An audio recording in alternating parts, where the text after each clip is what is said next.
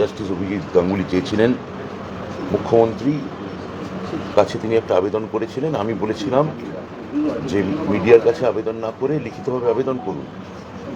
তিনি আমার কাছে মুখ্যমন্ত্রী চিঠি দিতে আসারই কথা ছিল,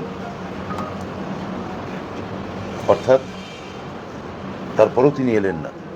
মানে আমার একটা লোককবিতার পংক্তি মনে পড়ছে, লোকগানের, তুমি সর্প হয়ে দংশন করো, ওঝা হয়ে ছাড়ো।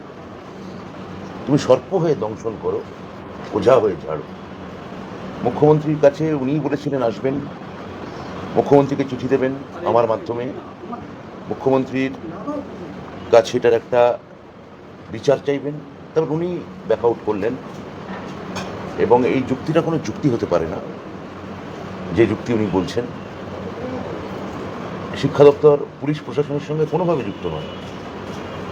ফলে উনি আমার সঙ্গে দেখা করে, এবং ওনারই দেওয়া সময় আমি সেই সময় বসেছিলাম, তো উনি এলেন না। ওনার এটা ব্যাপার, উনি দলীয়ভাবে কোনো বিপদে পড়লেন কিনা, দলীয় কোনো প্রতিবন্ধকতা তৈরি হলো কিনা, দল ওকে বারণ করলো কিনা, পরে এই ক্ষেত্রে ওনার কোনো অসুবিধা হবে কিনা, এটা উনি বলতে পারবেন। কিন্তু আমরা ওনার জন্য হাত বাড়িয়ে বসেছিলাম।